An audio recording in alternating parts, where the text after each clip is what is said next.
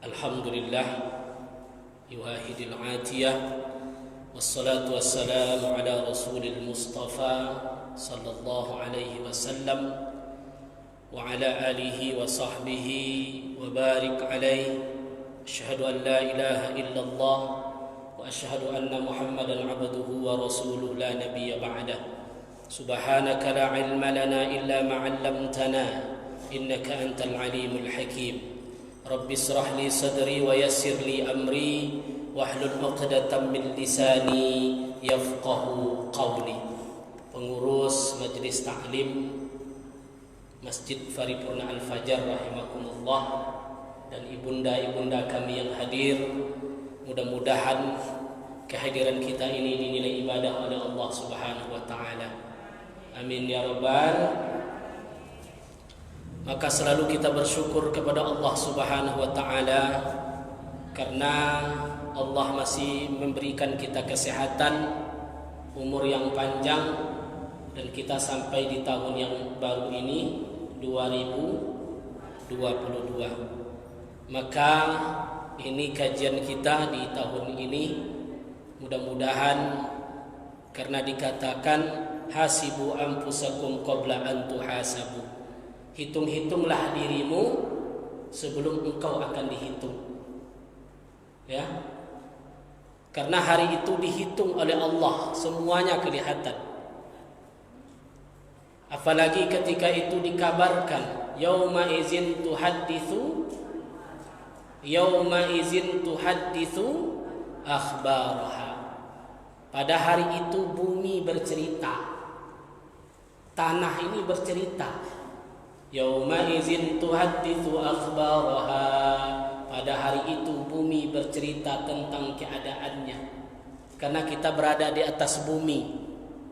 Selain kaki dan tangan kita bersaksi di hadapan Allah, di surat Yasin sering kita baca, al-yauma nakhtimu ala afwahihim.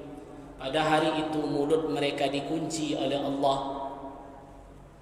Al-yauma nakhtimu ala afwahihim wa tukallimuna aydihim wa tashhadu arjuluhum bima kanu yaksibun. Sering kita baca tuh Bu ya. Pada hari itu mulut mereka terkunci karena mulut itu mudah berbohong. Iya enggak? Udah di mana? Udah sampai air tiris, padahal dia masih di Bangkinang. Kan mulut tuh mudah berbohong dia. Udah sampai masjid, ini udah dekat, padahal masih siap-siap di rumah. Bohong atau enggak itu? Berapa kali kita buat itu? Sering juga. Oh ya, mantap alasan ibu nih untuk menyenangkan hati orang yang bohong. Itu cuma dua boleh Bu. Ya, yang pertama mendamaikan orang. Mendamaikan orang boleh. Nah, boleh kita berbohong untuk mendamaikan orang. Ada ibu tadi cerita tentang saya. Oh enggak ada, padahal semeter cerita. Kenapa berbohong enggak kita itu? Bohong boleh enggak? Boleh. Sebab kalau ibu ceritakan, kalau kita kan enggak. Ada ibu tuh cerita kepada ibu. Oh begini. Habis semua diceritakan. Bahkan makin panjang. Makin jadilah dia bertengkar nanti kan. Maka boleh kita berbohong di situ untuk mendamaikan orang supaya dia lebih baik. Boleh di situ untuk kemuslihatan.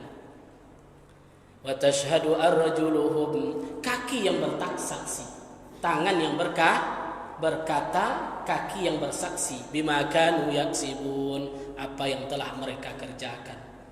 Jadi apapun yang kita kerjakan di dunia ini, mulut itu dikunci oleh Allah, bercerita tangan dan kaki. Terus siapa lagi yang bercerita? Yauma izin tuhadditsu akhbaraha. Pada hari itu tanah pun menceritakan dia. Hari ini tanggal sekian jam sekian ibu tuh melangkah dia ke sana. Di mana kita melangkah? Di atas tanah. Tanah pun bercerita. Jadi ketika kita berbicara file, mungkin handphone kita ini bisa nyimpan banyak. Ibu berfoto ke Sumbar tersimpan enggak di handphone? banyak fotonya. Ibu jalan-jalan fotonya banyak. Tapi ketika virus masuk, foto itu hilang dia. Tapi kalau bumi ini diciptakan oleh Allah, mereka juga punya memori, punya file. File itu tidak mau hilang. Apa kapan dia bercerita nanti? Kapan isi bumi itu di-download? Nah, kan canggih kita sekarang. Keluar isi-isinya semua kapan? Ketika dunia ini diakhirkan oleh Allah. Maka Allah katakan dalam Al-Quran, yauma izin tuhadditsu akhbaraha. Pada hari itu bumi akan mengkabarkan semuanya. Sudah jelas di sana, lengkap. Karena bumi ini juga bersaksi di hadapan Allah Subhanahu wa taala. Maka awal tahun ini hendaknya kita muhasabah. Apa itu muhasabah itu? Menghitung-hitung diri. Apa manfaatnya? Membuat kita lebih baik. Lebih baik dari hari sebelumnya. Kita memperbaiki diri setiap hari. Itulah muhasabah itu gunanya. Renungkan berapa kesalahan saya hari ini. Apa rencana saya tahun ini. Mudah-mudahan tahun ini lebih baik daripada tahun kemarin. Dan kita ada perubahan. Khairun nas man tala umruhu wa hasuna amaluhu. Sebaik-baik manusia, semakin Allah panjangkan umurnya, semakin dekat dia dengan Allah. Artinya apa? Semakin tua semakin elok. Bukan semakin tua semakin merajuk. Semakin tua semakin cepat tersinggung. Nah, itu salah. Seharusnya semakin tua semakin lapang hatinya. Ibu tuh tahun kemarin lapang hatinya. Tahun ini cepat kali dia tersinggung. Berarti perubahannya tidak baik. Nah, maka perbaiki diri kita ini dengan ibadah kepada Allah. Maka yang pernah saya sampaikan, ketika Imam Al-Ghazali dengan murid-muridnya berkumpul, 4 pertanyaan beliau yang mungkin jadi sandaran bagi kita. Yang pertama kata Imam Al-Ghazali, apa yang paling dekat? Apa yang paling dekat? Yang muridnya menjawab yang paling dekat adalah bapak ibu kita, keluarga kita. Rupanya tidak. Apa yang paling dekat itu, Bu? Al-maut, kematian. Karena kita semua hidup, semakin tahun berubah, semakin cepatlah kita ke garis finish. Start kita waktu lahir. Sekarang berapa umur kita? Kira-kira sudah separuh belum perjalanan kita, Bu? Cepat kali yang ngaku, ibu kan masih muda anak. Dosa banyak. Begitu singkat hidup ini, ibu. Ibu mungkin masih ingat ketika sekolah dulu, baru rasanya. Saya satu angkatan dengan ibu itu contohnya. Masih ingat kami cabut dulu waktu pulang sekolah. Baru sebentar rasanya. Rupa sekarang saya sudah punya cucu. Anak saya rasanya baru tamat SD, SMP, SMA-nya baru. Tahu-tahu sekarang sudah nikah. Begitulah dunia itu, begitu singkat. Makanya Imam Al-Ghazali mengatakan yang paling dekat itu adalah kematian. Selanjutnya apa yang paling jauh?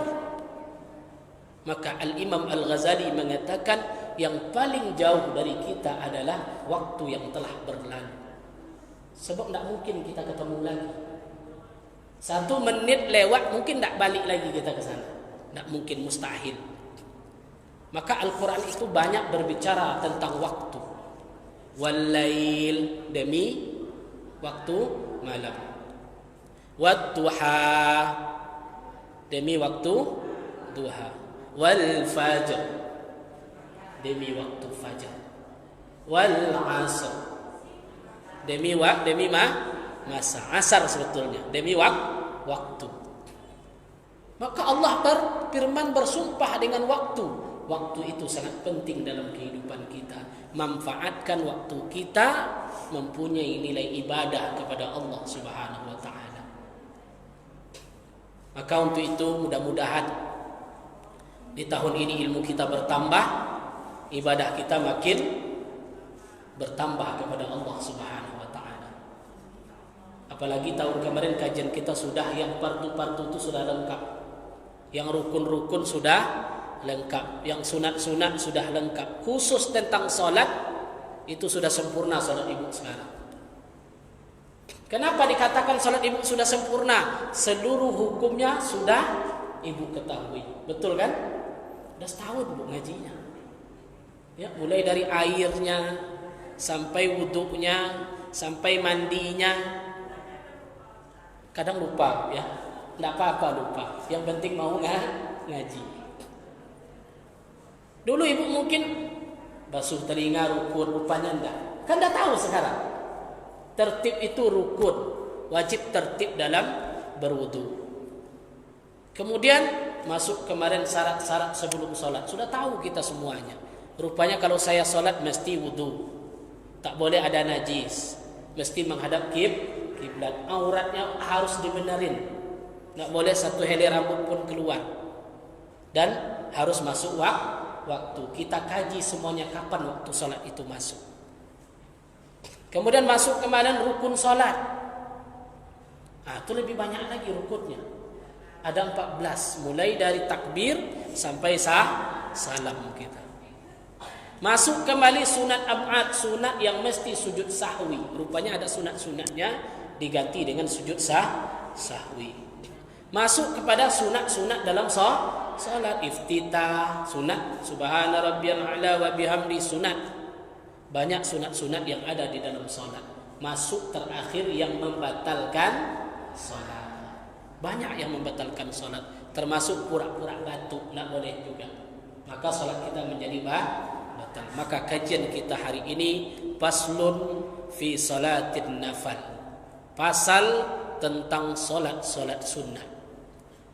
Bukan sunat solat, beda ya. Kalau sunat solat, sunat dilakukan dalam solat. Kalau sekarang masuk tentang solat sunat, solat yang disunatkan. Wa huwa lughatan az-ziyadah. Sunat pada bahasa adalah az-ziyadah, bertambah. Ibu dapat beli beras 1 kilo, itu pardunya. Karena ibu baik dengan orang itu, ditambah 2 ini lagi 2 gelas. Yang 2 gelasnya apa namanya? Tambahan ini sunat. Maka sunat itu maknanya dalam bahasa menambah. Kalau fardu itu pokok, Bu. Jangan bangga pula. Ibu itu rajin dia salat, tidak pernah tinggal 5 waktu sehari semalam. Bukan. Itu pokok. Kalau tidak dikerjakan pokok hilang, itu modal. Itu bukan rajin.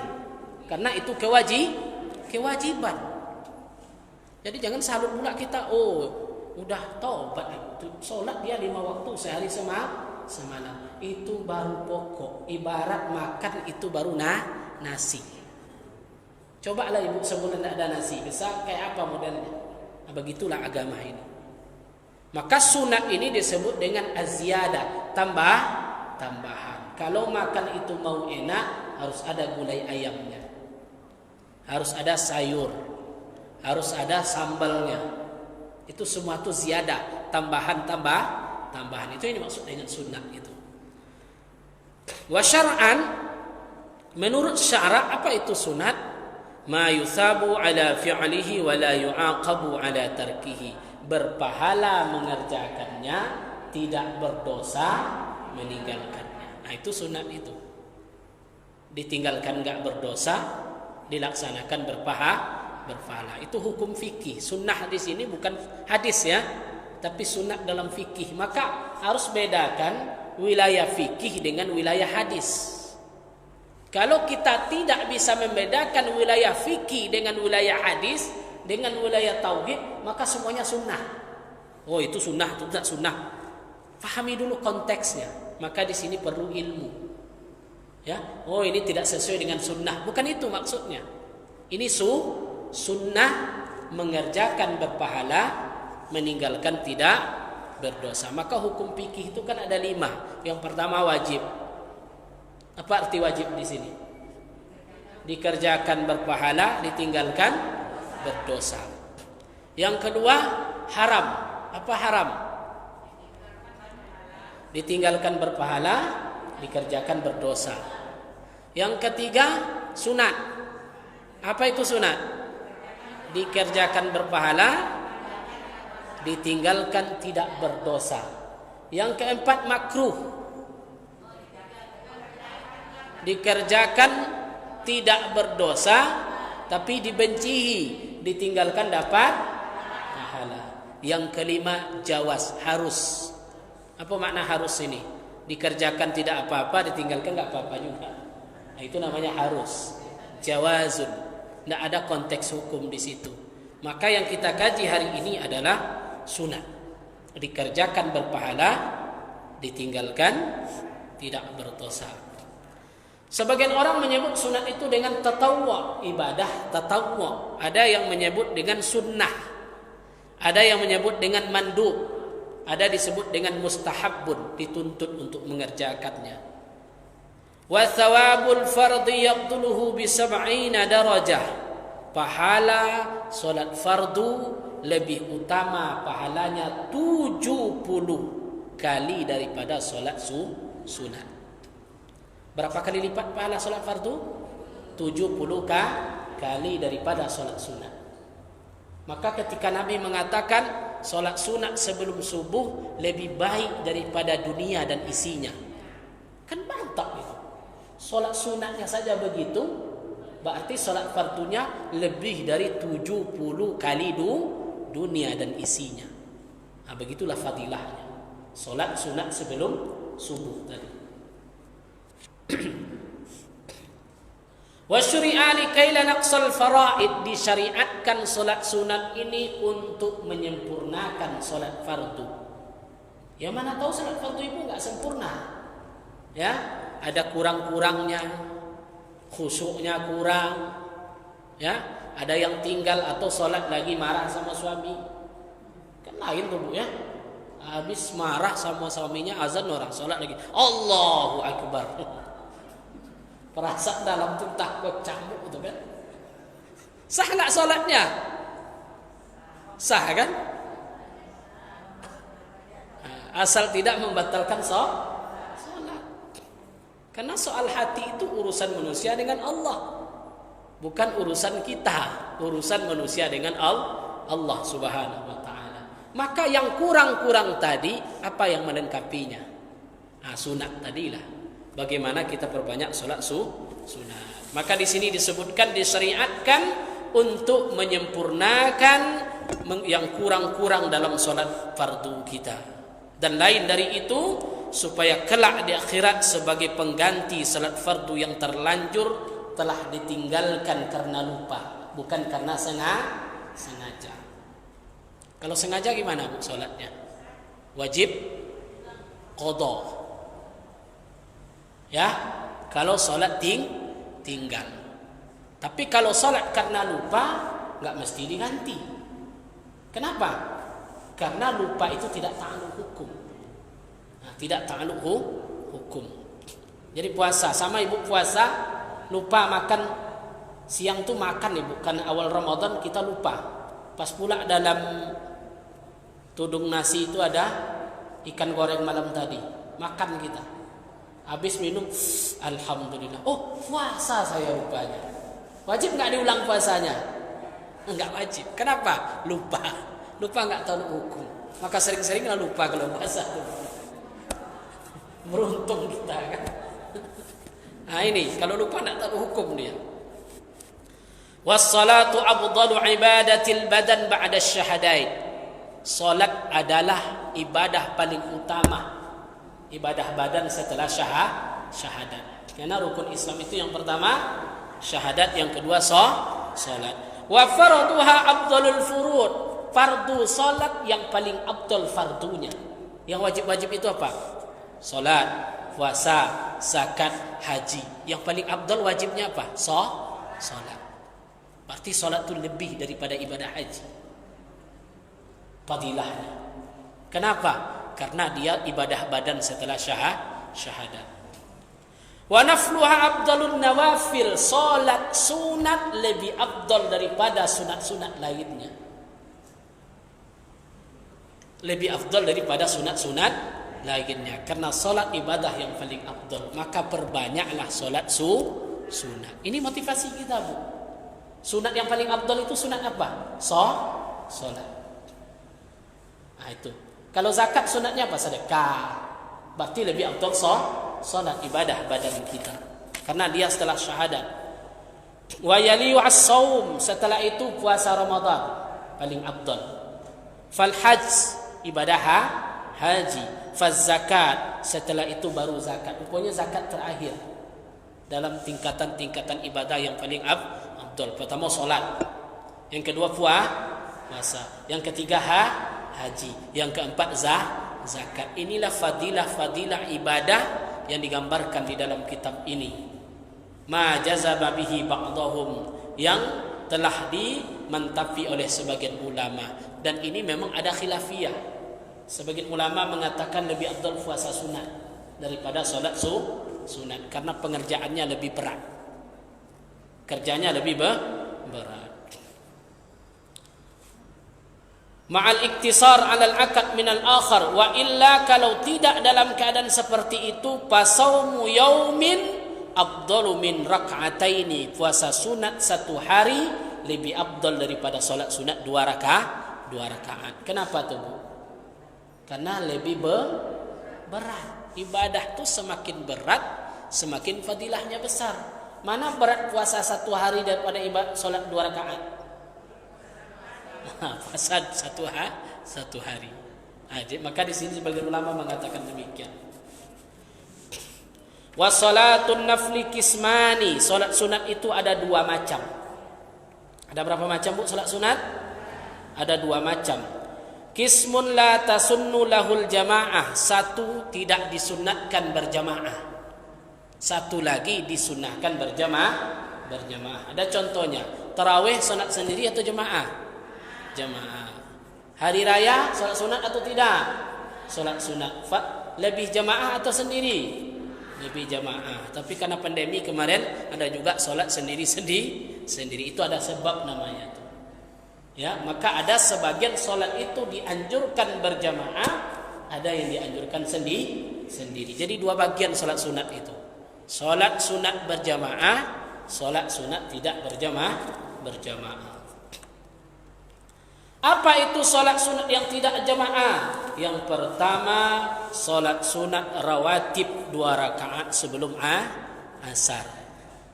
2 rakaat sebelum asar. Kalau sebagian mengatakan arba'un rakaat, 4 rakaat sebelum asar. Jadi salat sunat sebelum asarnya berapa rakaat rupanya? 4.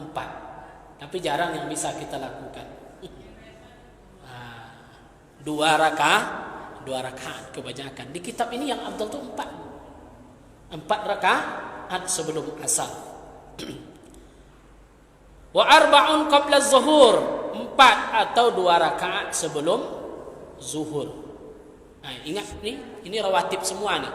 Disebut dengan salat rawatib. 2 rakaat sebelum asar, 2 rakaat sebelum zuhur, 2 rakaat setelah zuhur.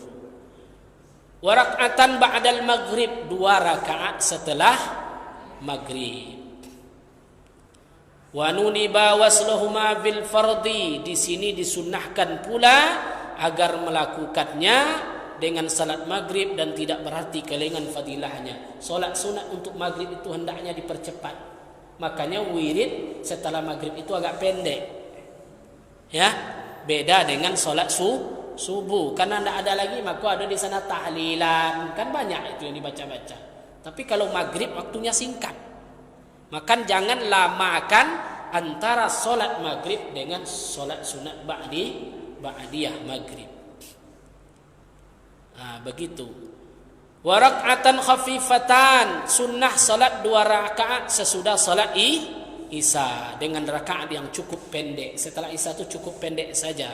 Wa qabluhuma, salat sunat 2 rakaat sebelum maghrib dan sebelum isya. Jadi ada qabliyah maghrib, ada di sini. Tapi ringan. Jangan ayatnya dibuat pula Iqra bismi rabbikal ladzi lama nanti. Cukup ringan saja. Jadi yang ringan itu apa? 2 rakaat sebelum maghrib. Ringan solatnya. Tidak boleh panjang. Fa in kana bainal azan wal iqamah ma yasa'uha fi'laha. Kalau seandainya qabliyah maghrib ini ada waktu antara azan dengan iqamah. Kalau tidak ada waktu langsung muazin qomat, tidak usah solat sunat. Langsung solat. Begitu juga qablal isya. Begitu juga dengan sebelum solat isya. Karena dua ini ringan. Tidak seperti solat yang lain. Makanya ada kadang isya itu habis azan langsung qomat dia, enggak qabliyah dia. Nah, ikutlah yang seperti itu. Jangan qabliyah pula, ikut langsung salat di sini. Maka dipisahkan, disebutkan di sini. Rawatib itu mana? 2 sebelum asar, 2 sebelum zuhur, 2 setelah zuhur, 2 setelah maghrib. Nah, ini yang pokoknya. 2 setelah isya. Jadi semuanya 10.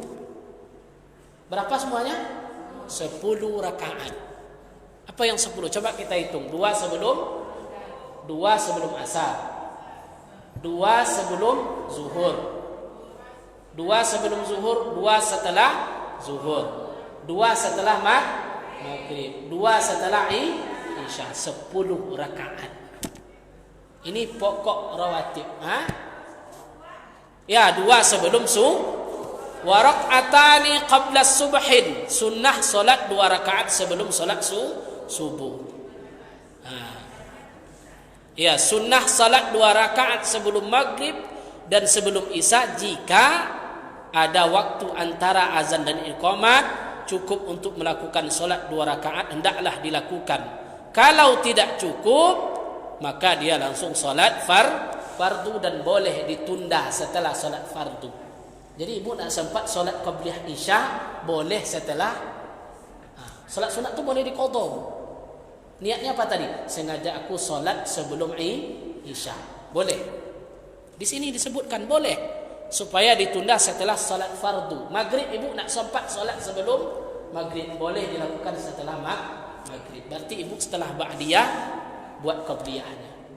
Untuk apa? Untuk menutup solat sunat sebelum tadi karena enggak sempat. Begitu juga kalau kita terlambat. Kan pernah ibu terlambat solat kan? Karena rugi takut qabliyah nak dilakukan, buat setelah solat tadi. Boleh. Wa yusannu takhfifuhuma wa qira'atul kafirun. Dalam melakukan solat ini sunnah dipendekkan dan dibaca pada 2 rakaatnya surat Al-Kafirun dan surat Al-Ikhlas. Itu aja suratnya. Qul ya ayyuhal kafirun. Rakaat kedua qul huwallah. Senang hati ibu ni mendengarnya. Itu aja, kan hafal kan? Ayat pendek tapi fadilahnya luar biasa. Kenapa? Karena ada hadis dari Muslim.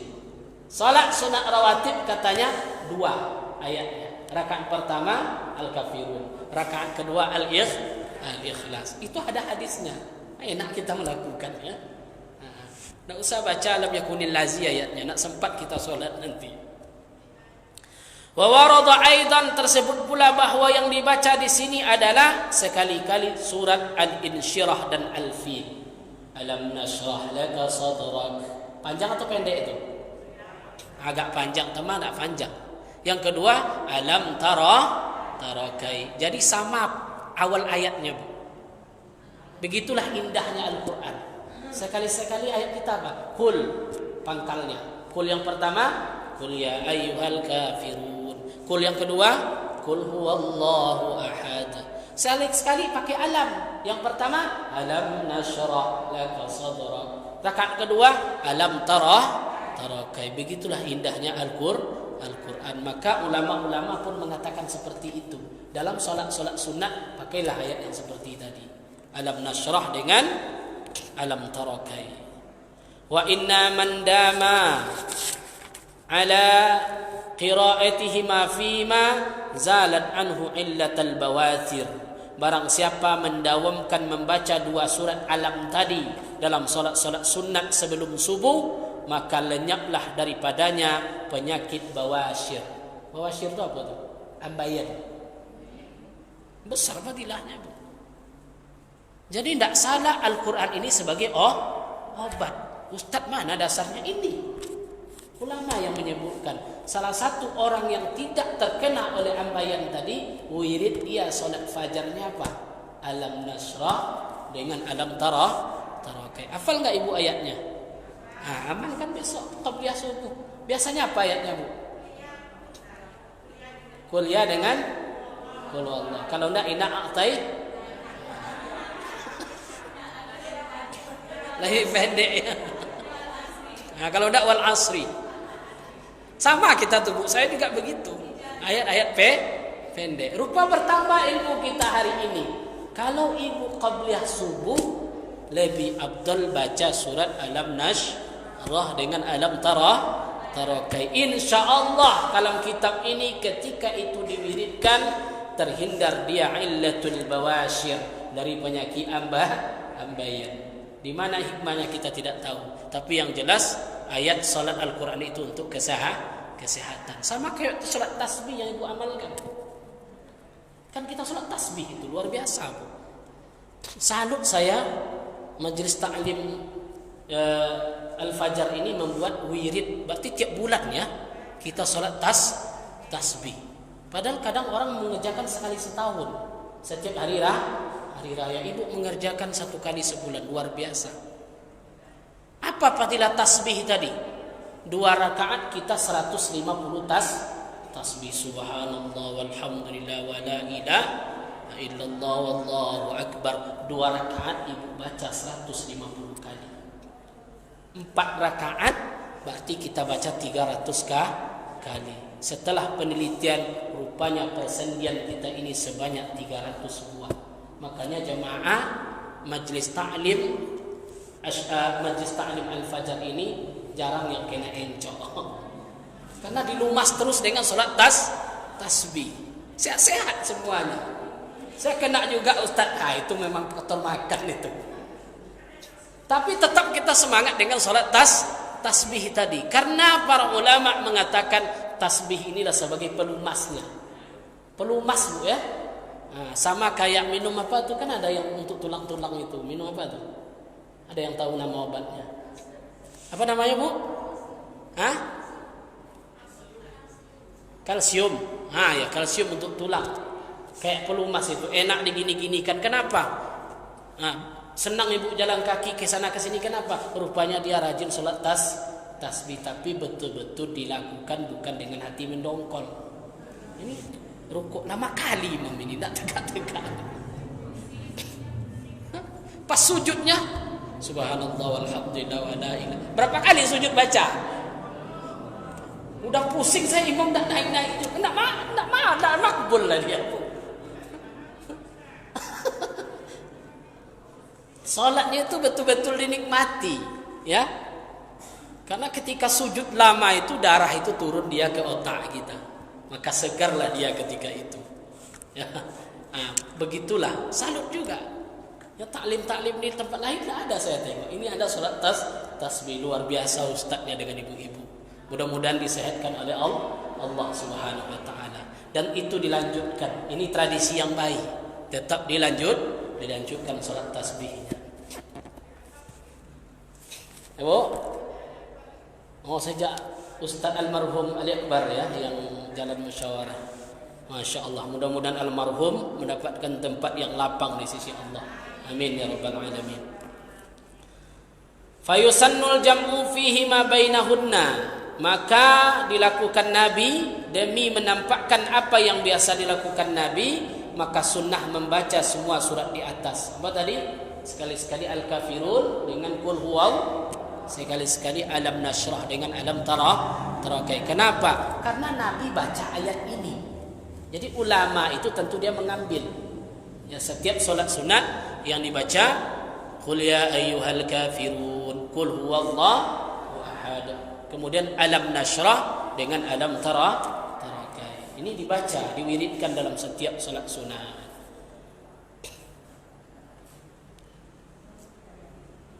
Ini hal-hal yang dilakukan. Yajuzu ta'khirur rawatib qabliyah 'anil fardi wa takunu adaan. Boleh melakukan salat rawatib qabliyah sesudah salat fardu yang bersangkutan dilakukan, dan hal ini tetap dilakukan sebagai tunai, bukan qada. Kayak ibu terlambat tadi, orang mau qomat, ibu datang, tak sempat qabliyah maghrib, boleh tak diulang nanti solatnya? Boleh. Begitulah solat sunat itu agak ringan. Niatnya qada atau ada, tetap tunai, tetap tunai kita. Atau isya tadi qabliyah tidak sempat, setelah ba'diyah tadi kita lakukan solat qabliyah untuk menambal. Begitulah pentingnya solat sunat. Kenapa? Karena tidak sempat solat. Contohnya apa? Ka'an hadaras salatu tuqam, seperti orang ketika dia datang untuk solat tuqam, orang sudah iqamah. Ibu datang ke masjid, belum kita qabliyah, tahu-tahu Allahu Akbar. Itu tidak boleh lagi.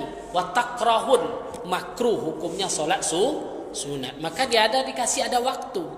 Kalau tinggal waktu itu 1 menit kan ada itu. Di masjid-masjid sekarang maka dibuat waktu ingin qomat. Tinggal kita tengok 1 menit lagi. Jangan solat lagi, Bu. Kita baru 1 rakaat orang sudah qomat. Tinggalkan. Kesal ibu tu ninggalkan, tak usah, nanti diulang setelah solat. Jadi agama tu tak susah. Kalau tinggal nanti cukup diulang setelah solat fardu. Bisa kita laksanakan hal seperti itu. Au qarabat imamatuha bihaitsu law istaghala bihi ma, atau waktunya sudah singkat kayak tadi, maka boleh iqamah, sehingga kalau menjelang iqamah solat dulu maka tertinggallah takbiratul ihram. Jadi lebih bagus kita mendapatkan takbiratul ihram daripada melakukan solat 2 rakaat tapi terlambat. Karena solat jamaah itu yang dicari itu apa?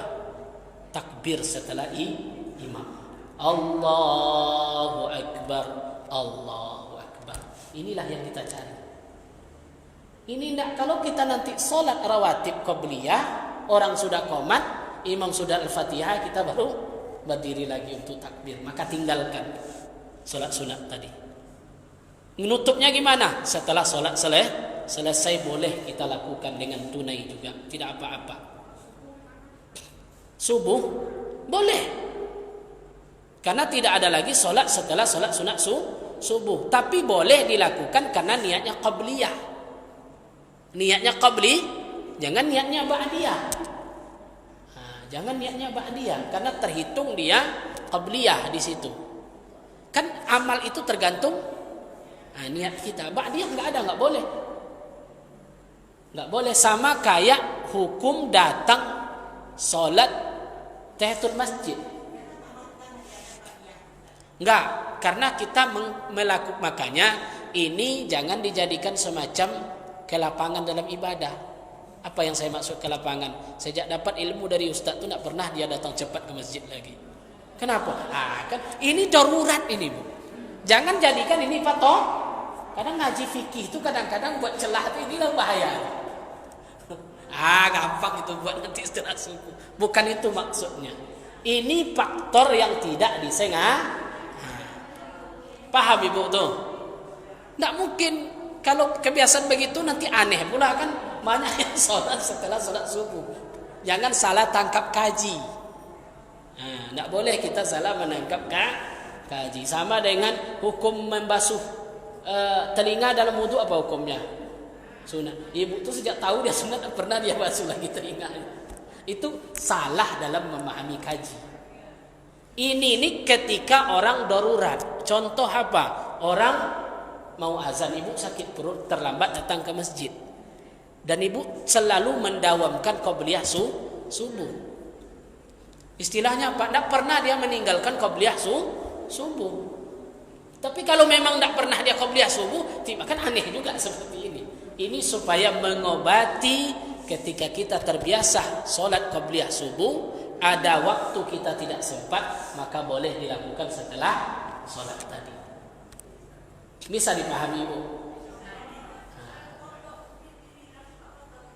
Ini tunai dia, adaan. Adaan karena selang waktunya tidak lama. Tetap adaan. Tapi bukan untuk disengah. Jangan dikasih pula ini ruang nanti. Belum lama lagi, pas subuh aja lah datang. Kenapa? Kata Ustaz boleh. Ini bukan boleh ya. Ini bukan boleh. Ketika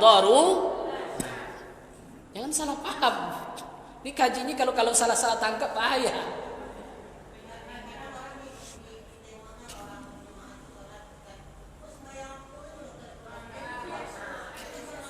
Ya biasalah, mungkin tidak ada ilmu. Tapi kan tidak mungkin kita kalau rajin sholat qobliyah tidak kita laksana.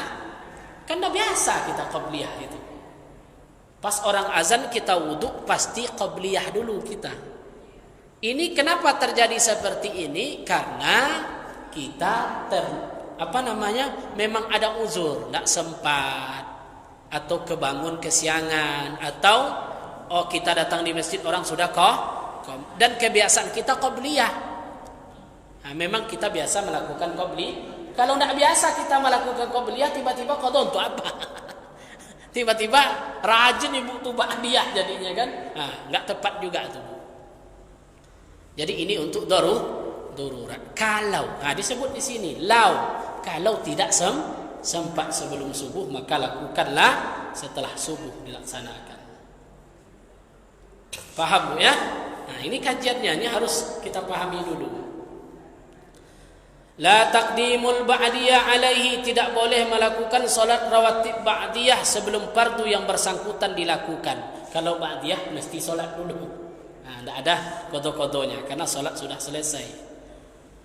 Li'adami dukhuli waqtiha, lantaran belum masuk waktu dilakukannya. Demikian pula tidak boleh melakukan waktu salat yang baru selesai dari keterangan berbagai wajah. Kalau ba'diyah tidak ada istilahnya, mesti setelah salat.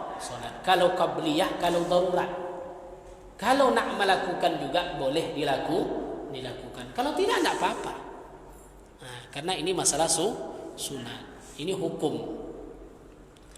Wal muakkadun minar rawatib 20. Yang paling dianjurkan sampai sunat muakkad dalam rawatib itu ada 10 rakaat. Ini yang paling jangan sampai kita lalai. Kapan itu? Rak'atani qabla subuh. Yang paling afdal itu 2 rakaat sebelum subuh. Karena ini berat, maka ini yang paling afdal. Bahkan disebut dengan sunat muakkad, sangat dianjurkan. Setelah itu apa lagi? Wa zuhrin, 2 rakaat sebelum zuhur. Wa ba'dahu, 2 rakaat setelah zuhur. Sudah berapa rakaat tuh? 6. Wa ba'dal maghrib, 2 rakaat setelah maghrib. Wa isya, 2 rakaat sesudah isya. Ini yang disebut dengan rawatib 10. Ini kuat ini. Yaitu kalau sempat 4. Kalau tidak 2. Tapi yang 4 ini kan afdalnya. Tapi yang paling dianjurkan 10 rakaat. Ini tingkatan tertinggi. Kalau bisa 4 rakaat bagus. Ya bagus, tapi jarang yang bisa. Kalau nak melakukan bagus, 4 rakaat sebelum zuhur, 4 rakaat setelah zuhur, 4 rakaat sebelum asar. Bagus kalau bisa kita laksanakan. Ini yang paling dianjurkan. Semua solat rawatib itu ada berapa tadi? 10 rakaat. 10 rakaat. 2 sebelum subuh, 2 sebelum zuhur, 2 setelah zuhur, 2 sebelum asar, 2 setelah maghrib, 2 setelah isya. Asar tidak masuk dia. Ini yang paling afdal untuk dilakukan.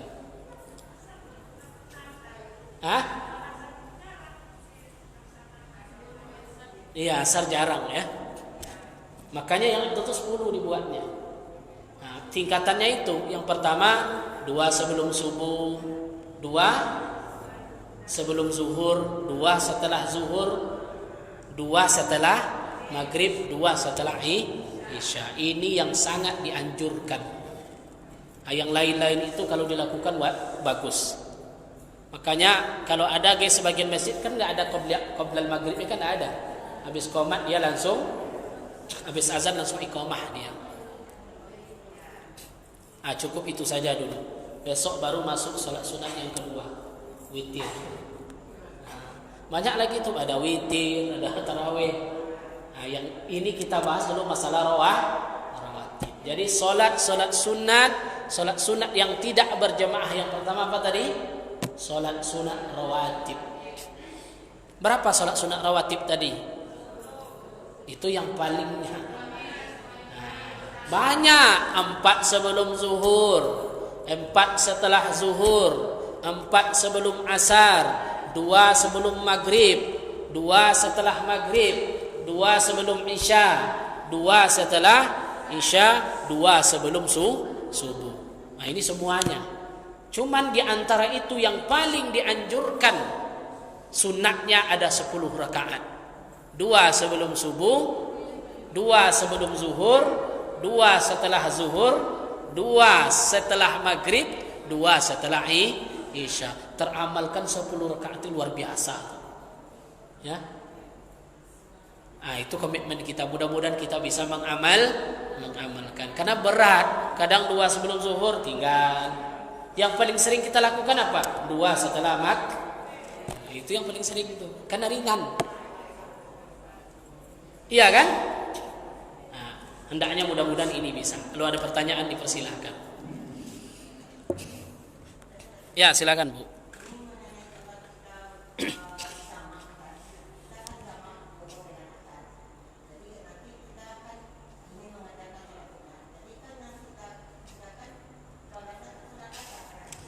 Kalau jamak hilang sunat di qabliyahnya, ba'diyahnya. Enggak, karena jamak itu tidak boleh diantarai oleh perbuatan lain. Assalamualaikum warahmatullahi. Assalamualaikum warahmatullahi. Allahu Akbar, naik lagi.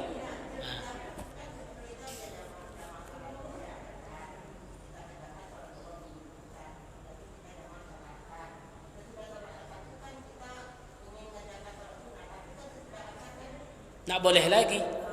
Tak ada lagi salat sunat setelah ini jamak ini kan rukhsah nih. Kenapa dia rukhsah? Karena waktunya sempit. Kalau enggak sempit waktunya mendingan salat seperti biasa. Kalau ada pula salat sunat dulu kan lapang gitu. Ada pula ini zikir segala macam itulah lapang. Tapi ada rukhsah keringanan, ada jamak, ada qasar. Jamak artinya apa? Mengumpulkan. Qasar meringkaskan. Jadi qasar itu hanya ada di salat zuhur, asar dan isya.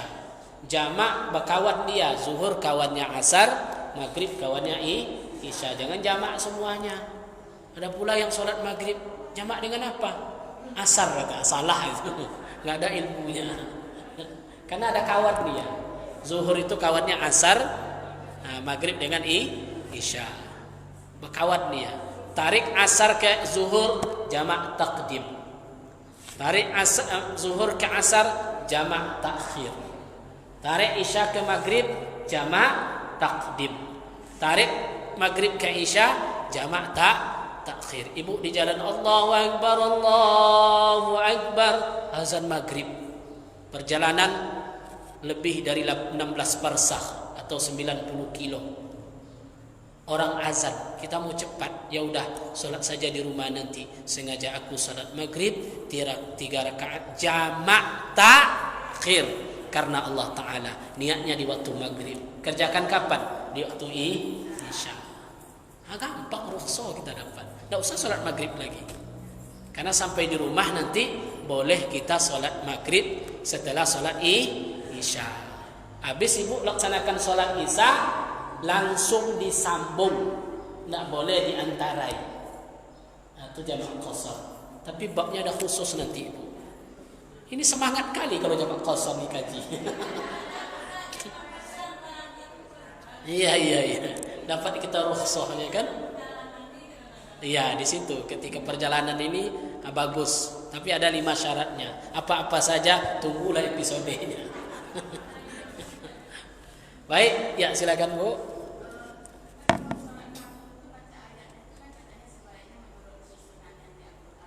Iya.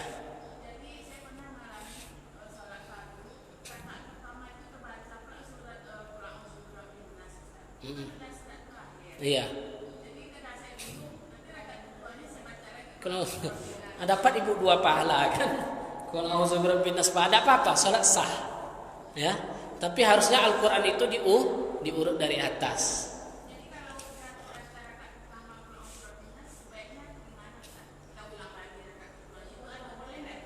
Boleh, yang lain boleh, karena hukumnya itu sunat, hukumnya mengurutkan ayat. Kalau nak terkejar pun tidak langsung, karena lidah itu habis terbiasa qul a'udzu birabbin nas. Enggak apa-apa, baca qul huwallah, bedakan. Yang penting bedakan suratnya. Tapi yang afdal itu kan kalau maghrib mau qul a'udzu birabbin nas juga kawannya qul a'udzu birabbil falaq. Qul a'udzu birabbil falaq ayat pertama, qul a'udzu birabbin nas ayat keduanya. Nah, itu yang bagus.